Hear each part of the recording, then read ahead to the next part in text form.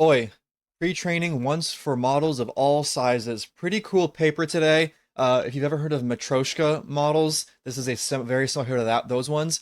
Interestingly, got a crazy teacher distillation, all that stuff set up, and it seems like a pretty good way if you care about uh, post-training your models, having the ability to use different computational capacity, whatever, or difficulty at inference time, such as, for example, low resource settings, then this seems like it'd be pretty useful. Also, just as a regularization technique, I thought it was pretty cool in terms of leading to very high performance. I believe they did hit some state-of-the-art examples, state-of-the-art benchmarks here. So cool stuff.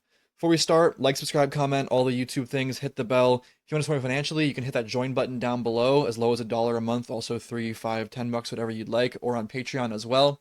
That'll get you access to videos early before they come out, and hit me up on LinkedIn, Twitter, all that stuff. But anyways, let's get started.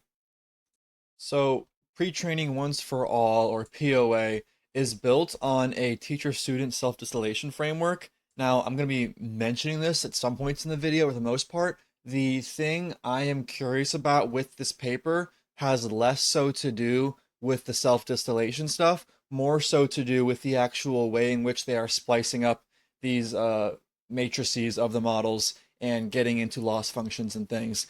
But keep that in mind. I'm going to be kind of skipping over or ignoring partially sometimes a lot of the teacher student stuff for this paper to focus on my own interests, right? But for now, a quick rundown of it, right? There is an inelastic and an elastic student branch. Those are two terms they use.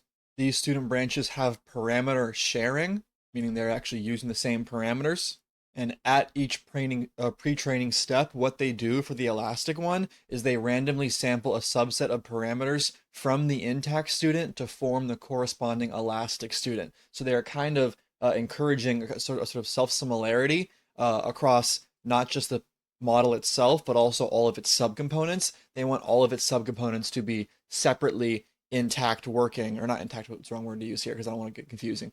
They want the purpose of this elastic student is to kind of ensure that any combination of parameters in the total model, the total intact student, are in fact can function on their own, with the hopes that this, as a sort of regularization type technique, will overall improve performance. And now both of these students, the intact and the elastic, are trained to emulate the output of the teacher network.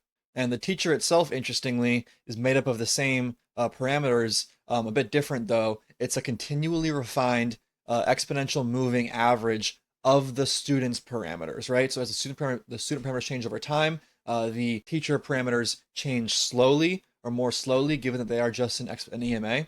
But what we have here is very interesting, where we have three levels. We have the randomly picked out subcomponents, we have the model itself, and then we have an exponential moving average of the history of that model's parameters. The first one being the elastic student, the second one being the intact student, and the final one being the teacher. Now, the other part of the goal of the elastic student is not just as a regularization technique, kind of, sort of, but more so to allow for post hoc during inference the full extraction of high performance subnetworks from the pre-trained teacher, right? So what they're hoping is that they have only trained a model of one specific size, right?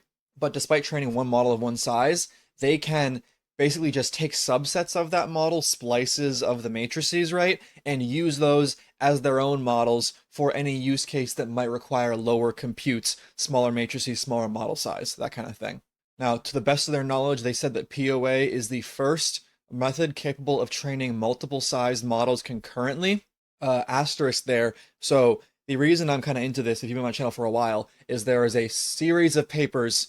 They use the term matryoshka, which actually is pronounced matroshka, I believe, where basically they do something similar with splicing out smaller models. However, the I believe difference here, I'm still a bit iffy on if this is actually true. I know it's true for the matroshka models that when you choose to train these multiple model sizes that are splices of each other, actually, let's hop into a description of what they are for a second. Let's teach out some Matryoshka models right here. So basically, in a Matryoshka model, let's say you have a given embedding vector of length d, right? what a Matryoshka model does is it says, hey, how about while we train the primary model with this embedding vector size, let's also simultaneously train a model that has embedding vectors of half the size, where, so d over 2, right? Where those half size vectors are just splices of the original ones. And this goes on recursively down to whatever smallest model size you would like. By the way, the whole divide by 2 thing is just a hyperparameter choice. You could also do, instead of a exponential, geometric, whatever change of size of them, you could also do a linear change in size, and it would actually work a little bit better, but this is the original way it was done. And so then for every single weight matrix in your model, what happens is you end up having to splice those corresponding weight matrices. And sometimes said splicing can look the same as the embedding vector splicing, aka only splicing along one single dimension, but other times you end up having to splice along 2 dimensions. It just depends on the specifics of that matrix operation and what makes sense in the given moments. The MLP versus the attention mechanism work a bit differently in this regard for an actual transformer doing this, but basically you can create nested transformers that are simultaneously trained in your main transformer. That's what a Matryoshka model is, right? And I say transformers because that's what I'm curious about, but obviously you can do other things too. Any kind of neural network with weight matrices, you can figure out a way to do the splicing mechanism and make it work this way. Now, the problem with the Matryoshka style is that at the end of the model, the actual way it works is you have to effectively maintain an entire separate gradient information and as well as just throughput results for every single model size. So here, for example, we have 3. We have the purple size, the pink size, and the green size, right? In this case, you are effectively taking up 3 times the RAM with your gradients than you otherwise would because you're effectively training 3 models simultaneously that just happen to have some parameter sharing. And what that means is that while you can, yes, train multiple models simultaneously of different sizes on the same task, the problem is that compared to just training a single regular model, you are limited in the size of your largest model when you do Matryoshka. Because you had to do this simultaneous 3 gradients at once, you could have instead just chosen to do a single much larger model. So there's a huge trade-off here. It's really only worth doing something like this if you have plenty of compute and you really know you're going to need extremely constrained and dynamic inference needs after you finish your pre-training period and once it's actually in deployment. You would only want to do a Matryoshka setting if you don't need a top performance model, if what you need is very, very small, very, very high performant, and very interchangeable models. The key thing being here is that because you're doing this Matryoshka setup instead of a regular just training separate model sizes individually, you actually end up with the smallest models being roughly a little bit smarter than they otherwise would be and being more self-similar to the larger versions of the Matryoshka models, which is very useful in terms of maintaining consistent output, even despite having to switch between different model sizes during your actual constrained inference setting. Whereas if you want to actually build the best model possible, you should not do Matryoshka because you can instead train a very, very large model in comparison to what you would be able to do with your maximum size Matryoshka model, right? Now, in this paper, when they say they have the first method capable, I can't remember if they actually did cite and were aware of Matryoshka and or if they were not. If they were not, they might be just it might have the same effect as Matryoshka, I believe, where like they still have the maximum model size being limited. But I believe what's happening here is that they are referring to a different thing than what I just said with Matryoshka, in the sense that with these models here in POA, I believe, correct me if I'm wrong, we might actually find out the answer later in this paper. I could be forgetting, honestly. I believe that the maximum possible size of the maximum model being trained in this method is less limited than it is in the Matryoshka setting. That is my very loose impression. I'm not sure, though. Throughout this paper, we might find the answer to that, but that is a big distinguisher, is if someone can figure out a method that allows for this multi-scale size model training and still train the largest model at the largest possible size, like no compromise in model size, that would be crazy. I'm not confident. We may see later whether this does that or not. If it doesn't, then it's really not as big of an improvement on the Matryoshka models that I would have liked to see, but there is still some interesting stuff in here we will get into. They do have some kind of state-of-the-art results, we'll see later. And their experiments were on Vision Transformer, whatever Swin Transformer is. I believe it's a linear in some manner transformer as opposed to quadratic, and ResNet. So we're probably going to come back to this image and reference it frequently, but let's go at an initial rundown. For example, this is, I believe, the Vision Transformer setup, so input images and coming out to, I believe, classification loss in terms of like dog, plane, whatever classification is my impression. But you take the original input image, right, X, this Shih Tzu or something, not quite sure, and interestingly, they actually crop and grab different parts of the image. That seems to be a, what's it called? Manipulation technique, regularization, whatever. There's a term for it in image modeling as to like splicing and adding noise and all that stuff. I forget on the top of my head right now, though. And basically, you have the teacher model, right? The intact students, and then you have the elastic student. The actual teacher and intact student have the exact same dimensions and all their matrices of the entire model, is my impression. But the teacher is an exponential moving average, whereas the intact student actually moves based off gradient descent, which is interesting, right? The teacher is an EMA of the intact student, and then the elastic student actually directly has weight tying. So intact and elastic student are directly weight tied together, whereas the teacher doesn't have a direct weight tying. Again, it is using an EMA, right? The elastic student is seemingly random, I believe, or to some structure, splices of the intact student's weights and embedding vectors and everything. And then for loss functions, we'll get into which ones are which here, but they do have a little bit of an odd setup in loss functions where simultaneously the teacher, I believe, does have the main loss function, and then the intact student, elastic student have slightly odd ones that we will look into in a bit, along with what I believe might be some kind of distillation or something. I'm not sure, I forget, but we will confirm that and give me a minute or two as we're reading. So they do leverage distillation, right? So they are distilling from teacher model down to both of the students. Both the intact and elastic students are distilled from the teacher using different views of the same image, right? So the teacher and the students had a different input to the image, but they are both required to classify the image as a dog or whatever it is. And despite having different input information, the students then have some kind of distillation loss somewhere in here, maybe in the diagram, where they are encouraged to get the final same output logits as the teacher. Oddly, despite having a somewhat different actual image input, which I really like that idea. I think about it. It is just a way, if you ever have different models that could take different inputs, I imagine there's a lot more robustness giving them both different information as opposed to the more trivial case of giving them both the entire image. And now the elastic student additionally has a distillation learning from the intact student, despite the, but it is also using identical views. So that both the intact and elastic student use a single view of the input image, and the elastic student, aka the spliced out subnetworks, are encouraged distillation wise to have the same output logits as the intact student. And now, to be clear, the way the EMA update on the teacher works, it is not just an EMA update from the intact student. The actual weight gradient changes to the elastic student do also get added into that EMA. Now, how do we actually splice out the elastic student? They use different kinds of models here, but for context, with a transformer backbone, when they say the word width, that refers to the dimensionality of the tokens, whereas for a convolutional backbone, the width indicates the number of channels. For sake of me explaining things today in this video, assume regular transformer and dimensionality of tokens. That's what I'm more comfortable with.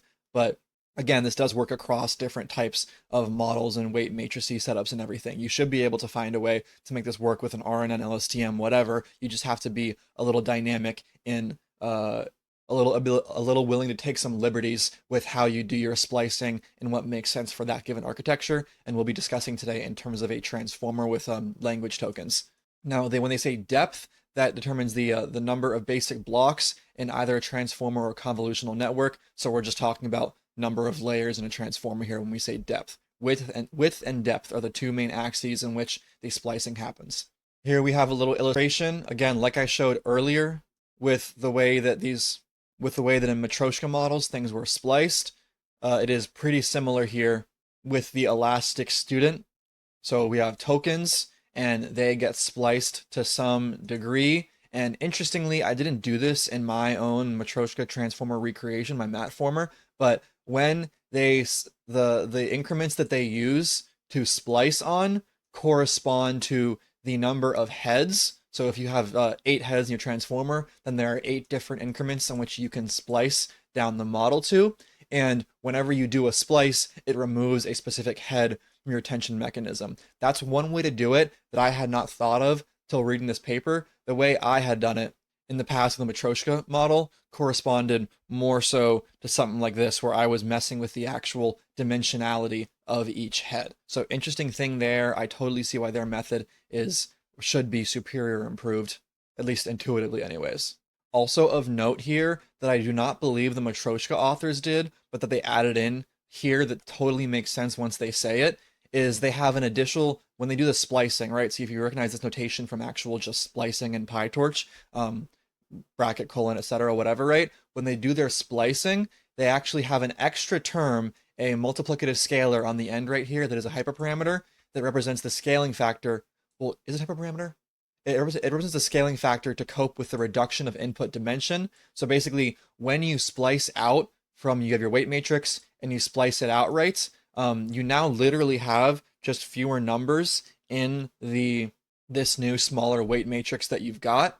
And to account for the way that would change the distribution of the vectors coming in and out, this scale factor term adjusts and ensures that your output of the weight matrix mapmol is still in the same distribution as if you had never spliced anything, which I imagine is probably great for learning. Huge addition right there to the idea. It might have been done before, as far as I know, or like I don't know, but I don't remember ever seeing this in any of the Matryoshka papers. Very, very cool. And the way you calculate that scaling factor is just your maximum possible, as in largest model dimension, divided by whatever dimension of the model that you've spliced out, right? So if you splice out half, then the scaling factor will just be 2. Now, they do not only elastic widths, and elastic widths both affects the token embeddings as well as the attention mechanism in terms of number of heads, and the MLP in terms of the actual hidden dimension width, but they also do elastic depths, right? N+1 elastic depths. By combining elastic widths and depths, they can generate a total of N+1 times M+1 distinct subnetworks. One of these referring to the width, one to the depth, and you can do any combination of them. So in this graph we saw earlier on the, let's call this the x-axis, y-axis, and z-axis maybe, z for vertical, the elastic width, right? They are scaling based off of the actual token dimension width, and then the elastic depth, they're scaling number of layers in the model. And because of this, you can scale both of them. You get every possible combination and a pretty smooth curve from smallest model up to largest, with, of course, the largest having the highest accuracy up here in bright yellow, and the smallest width and depth model having the lowest accuracy down here in the dark blue. But again, the great thing about training a model in this fashion, or in the Matryoshka fashion, is that these smaller models down here, the worst performing ones, they actually do a bit better than if you had just trained a solo model of that small size. And the way in which they do better is more reflective, is more in line with the distribution of your large model. You can expect your outputs of the small model to be more consistently similar to the large model, as well as just more accurate than a standalone trained small model. And consistency in actual outputs might be super useful in terms of if you wanted to create some kind of, I don't know, prompt engineering deployment, whatever system that attempted to intelligently use different model sizes for different tasks or something. Because you are staying more in distribution, it might be easier switch back and forth from large to small model, in terms of the small model is an easy task, the large model is not thrown totally off course from its own expected RLHF type distribution, but you still get to save on compute for those easier tasks in your sequence. And to be clear, all the splicing stuff during pre-training for every single iteration, what they are doing is randomly selecting one of these subnetworks for the elastic student to use during that iteration of pre-training, which I believe means during every single batch. Now, again, earlier I said that the kind of Matryoshka style splicings part and the teacher distillation part can be thought of as a little bit separate, although they definitely found a great case for the teacher distillation augmenting the otherwise Matryoshka similar methodology. If you're not familiar, distillation loss, it just looks like regular cross-entropy loss, except for instead of using the one-hot vectors of your classification, you are using the actual probabilities gained by the teacher model to affect the student model. It could be mixing them up right here, but it's a pretty simple regular negative p log p equation, right? Just the p's are referring to different probability sources. And now, so that distillation loss from teacher to intact student is pretty simple. Whereas the elastic student has a slightly more complex loss function. It actually has two distillation terms, one in which it is trying to learn from the teacher model, and one in which it's trying to learn from the intact students. Now, they also do this thing that I'm not quite sure I understand here, didn't bother to delve too deeply into it. I gotta stop using the word delve. ChatGPT, damn. Anyways, to ensure sufficient training of each sub-network from the elastic student, we introduce multiple projection heads positioned after the backbone network. Each projection head has exactly the same structure except for a different number of prototypes. Prototype, I believe, I'm so not used to the vision. I think that's just referring to the actual number of possible classification categories. Correct me if I'm wrong. I think that's a stupid thing I should definitely know. And I think what they're saying here is instead of a single output head of size vocabulary or of size 10 for CFAR 10 or 100 for CFAR 100, I think they have a lot of projection heads in which some of them just don't even have as an option certain classes, certain actual outputs is my impression. I suppose that should work as like a regularization thing, maybe, or something. I'm not quite sure, honestly. I did not bother to actually delve into this at all. Delve, again, delve.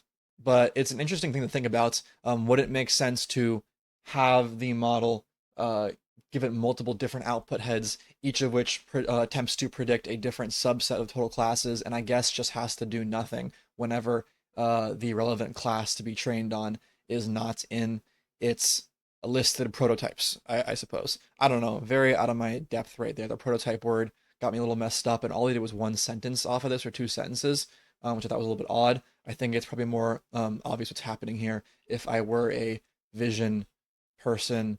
Maybe I missed something. I don't know. The Vision VIT, I think, has 143 total subnetworks. The Swin transformer has 39, and the ResNet has 465. Remember, those numbers are gotten from number of width dimensions to split on and number of depth layers to split on as well, right? They pre-train these models, I assume in coder style or something, not quite sure what's happening here, with ImageNet 1K without the labels. Without labels makes me think they're doing something weird here. Representation learning, I believe, because they were centering prototypes and things. I think the prototype idea, actually, I was wrong earlier, I think. It's a thing from representation image whatever learning that I don't know very well, but I did read some papers talking about prototypes and cosine similarity. I want to say like a year ago or something. So I think it's more so a naturally learned emergent categories thing as opposed to using labels to learn your final output categories. These are a bunch of classification accuracy metrics of some sort, not quite sure. Seems like the POA method does do pretty consistently or somewhat consistently better than most other alternatives. The multiple projection head thing does seem to improve performance somehow. And I want to just read off their logic here. Maybe you can understand it better than I can. The design consideration behind MPH is that for each pre-training iteration, the subnetwork is chosen randomly, leading to a relatively insufficient optimization. That part makes sense. And then the MPH introduces different sets of prototypes which act as multiple semantic spaces for representation learning, enabling the teacher to distill various aspects of the learned knowledge into the subnetwork. Oh, okay. I think I'm more so understanding is it would be very hard to distill given the randomly selected subnetworks off of every single. It'd be very hard to distill off of every single prototype ending category classification wise or whatever, but because they're choosing just I think every possible subset of ending classification categories, aka prototypes. What you end up with is there are certain ones that have a pretty useful outputs for distillation from big model to small model, and then it's that gap from teacher to elastic that they are trying to help fix with this multiple projection head thing. Still pretty unsure about that whole thing, but whatever. Later in the article, they do discuss different possibilities for different ways they could have gone about this. For example, they could have had the teacher itself be elastic, or they could have not done an intact student. They could have had both of those things simultaneously. But the one that they discussed in this paper, I believe they said ended up being the highest performant of the variants that they tried out. If you were already a little bit suspicious of this EMA update thing to the teacher, keep in mind a lot of work in the past has already shown, not just the study they cited, but also just a lot of stuff I've seen before. Averaging weights, it does surprisingly well. You really wouldn't think so, but you can take really just average two models that were trained entirely separately, and they do surprisingly well after averaging, even sometimes showing improvements on a lot of different regimes and methodologies, depending on how you do it exactly. And so to that extent, the EMA update thing is semi-reasonable, as well as the whole like sub-network EMA thing. Like it's not that surprising that it doesn't destroy everything and it actually helps. Anyways, that's it for today. Thank you all for watching. Like, subscribe, comment, all the YouTube things. Join the Discord server. Connect with me on LinkedIn and Twitter and whatnot. If you want to schedule a consultation with me, there's also a link in my link to schedule a Zoom type meeting. And that should be it, I guess. Yeah, end of video.